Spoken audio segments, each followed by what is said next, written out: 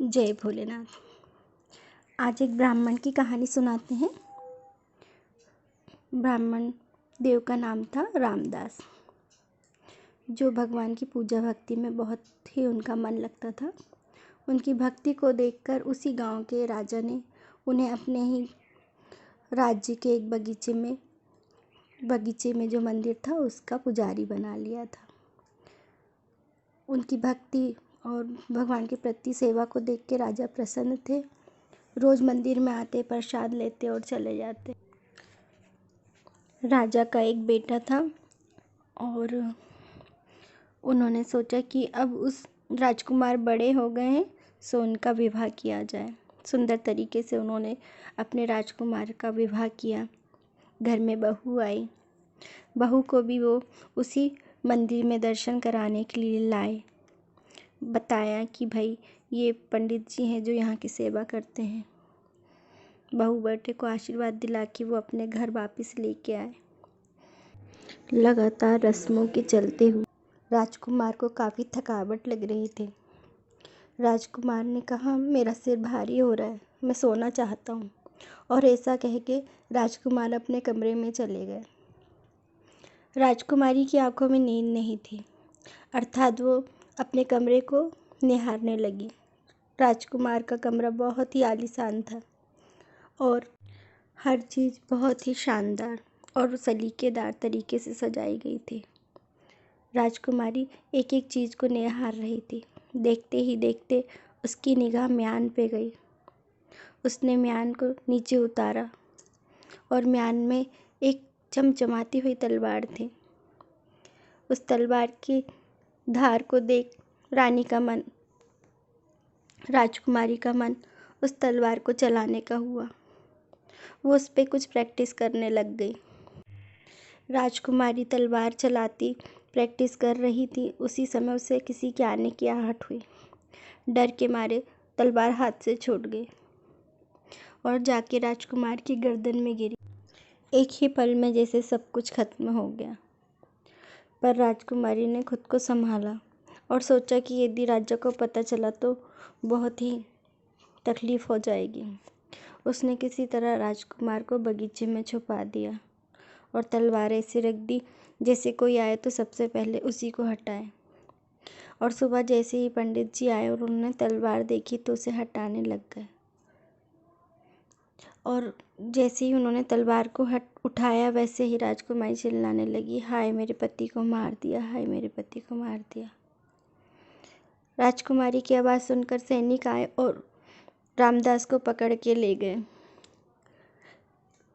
राजा को जब ये पता चला तो वो अपने पुत्र के शोक में वैसे ही बहुत दुखी हुए। वो जानते थे पंडित को कि पंडित बहुत अच्छे हैं सब कुछ, पर सबूत उनके खिलाफ थे।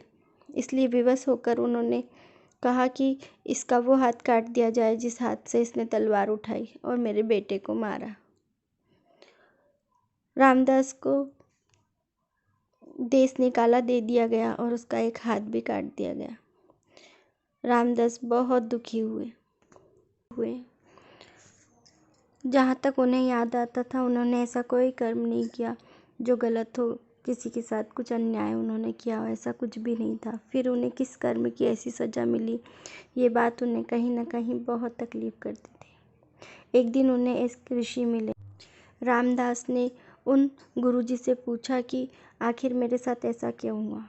गुरुजी ने कहा कि बेटा मैं तो इस बारे में ज़्यादा नहीं बता सकता, पर मेरे एक गुरु हैं जो काशी में रहते हैं और वो त्रिकालदर्शी हैं, वो इस बारे में सब कुछ बता देंगे, तुम उनसे मिलो। रामदास उनसे मिलने पहुंचा। जैसे ही गुरु से मिला, गुरु बड़े प्रसन्न हुए और कहा कि एक काम करो, मेरे घर जाओ और कुछ सामान बताया, वो सामान लेके आने के लिए कहा। रामदास जैसे ही उनके घर पहुँचे, एक स्त्री बहुत अपशब्द कहते हुए बाहर आ रही थी। बहुत डर के उन्होंने पूछा कि क्या ये वो गुरुजी का घर है। उस स्त्री ने कहा, हाँ हाँ उसी का घर है। फिर रामदास ने बड़े डरते हुए वो सामान लाने के लिए कहा जो उन्होंने बताया था। स्त्री कुछ बड़बड़ाते हुए अपशब्द कहते हुए उस गुरु महाराज को और उनके चेले रामदास को भी वो सामान ला के थमा देती है और दरवाज़ा उसके मुंह पर ही बंद कर देती है। रामदास को बहुत दुख हुआ, पर वो सामान लेके वापिस आ गए। मन ही मन सोच रहे थे कि जिस गुरु से वो मिलने आए हैं, जो त्रिकालदर्शी हैं, सब कुछ, इतना सब कुछ, उनकी पत्नी इतनी खतरनाक बहुत ही मन में आश्चर्य उनके हो रहा था, पर वो चले गए। अब जब वो घाट पे पहुँचे तो गुरुजी उनका इंतज़ार कर ही रहे थे। मुस्कुराते हुए सामान लेते हुए बोले, पूछो क्या चाहते हो, क्या पूछना चाहते हो? उसने कहा, गुरुजी सब कुछ ठीक है, मैं तो यहाँ आपसे मिलने आया था कि जो चीज़ें मेरे साथ हुई वो क्यों हुई, क्या कैसे हुई, ये जानना चाहता था। पर अब मैं ये जानना चाहता हूँ कि आप इतने महान, इतने अच्छे इंसान हैं, फिर आपकी पत्नी, मैं उनसे मिल के आ रहा हूँ, वो अपशब्द कहती हैं, बहुत बुरा भला कहती हैं, तो ये क्यों? मतलब आपके साथ ऐसा क्यों हुआ? मेरा तो जो भी है सो है, पर आपके साथ ऐसा क्यों? तो गुरुजी हंसने लगे और उन्होंने कहा कि आज तक किसी ने मुझसे ये नहीं पूछा कि मेरे साथ ऐसा क्यों, सब अपना ही पूछने आते हैं। पर ठीक है, तुमने पूछा है तो मैं तुम्हें बताता हूँ। उन्होंने कहा कि पिछले जन्म में मैं एक कौवा हुआ करता था और जो मेरी पत्नी है वो एक गाय हुआ करती थी और उसकी पीठ पे बैठकर मैं दिन भर घूमता रहता था। कुछ समय की बात है, उसकी पीठ पे एक फोड़ा हो गया। जब मैं अपनी चोंच से उस फोड़े को मारता तो वो उचकती इधर उधर जाती और मुझे बहुत मज़ा आता और मैं बार बार अपनी चोंच से उसके फोड़े को कुरदेरता था। इस तरह वो मुझसे बहुत परेशान हुई और वो जो गाय थी वो मुझसे परेशान होकर इधर उधर भागने लगती, छुपने लगती और मैं फिर भी उसे ढूंढ लेता और मैं चला जाता और उसकी पीठ पे बैठ जाता। ऐसा काफ़ी समय तक चलता रहा। फिर एक समय ऐसा आया जब वो मुझे देखकर इतनी व्याकुल हुई, इतनी परेशान हुई कि उसने नदी में डुबकी लगा दी। जैसे ही वो नदी में डुबकी लगाई, उसके ऊपर मैं बैठा था, उसके वजन से दब के मैं भी मर गया और वो भी मर गई और इस जन्म में हम पति पत्नी बन गए। पिछले जन्म में मैंने अपनी चोट से उससे कुदेरा था, दुख दिया था, तकलीफ़ दिया था और इस जन्म में वो अपनी चोट से अर्थात अपने मुख से अपशब्द कह के मुझे परेशान करती है, दुख देती है, तकलीफ़ करती है। तो ये कर्मों का खेल था जो मैं रामदास से गुरुजी ने कहा, अब मैं तुम्हारे बारे में बताता हूँ।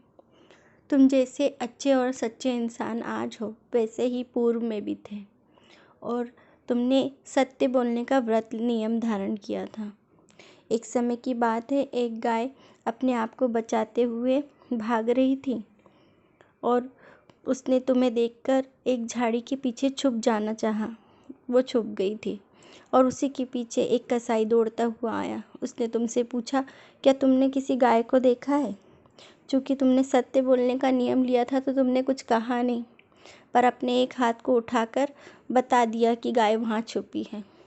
तुमने जिस हाथ को दिखाकर इशारा किया था, आज इस जन्म में वही हाथ तुम्हारा कट गया है। आगे गुरुजी ने बताया कि वो जो गाय थी वही वो राजकुमार की पत्नी थी, जो उसकी पत्नी बनकर आई थी और उसके हाथ से तलवार गलती से गिर गई। रामदास ने पूछा, फिर वो कसाई का क्या हुआ? तो उसने कहा, वो कसाई ही राजकुमार था। जो उसने पिछले जन्म में किया था, इस जन्म में उसने उस चीज़ को भुगत लिया। राजकुमारी के हाथ से जो तलवार गिरी थी वो उसी कसाई के ऊपर गिरी थी। तो ये कर्मों का खेल है, किसी न किसी रूप में कर्म हमें ढूंढ ही लेते हैं। हमें चूँकि पता नहीं होता कि पिछले जन्म में हमने क्या किया या कब क्या हुआ, घटना घटी, इसलिए हमें जो आज हो रहा है वही दिखाई देता है, पर हमारे कर्म हमें ढूंढ लेते हैं, हम तक पहुंच ही जाते हैं। जिस तरह ग्रेविटी का नियम है कि हर चीज़ जो पृथ्वी की तरफ आ रही है, पृथ्वी अर्थ उसे अपनी ओर खींचता है, उसी तरह यूनिवर्स का भी यही सिद्धांत है, जिसे हम कर्मों का सिद्धांत कहते हैं। कर्म अपने कर्ता को ढूंढ ही लेते हैं और किसी न किसी रूप में उन तक पहुंच जाते हैं। सो बहुत ध्यान से अपने हर कर्म को करिए। इसी के साथ जय माता दी, जय भोलेनाथ।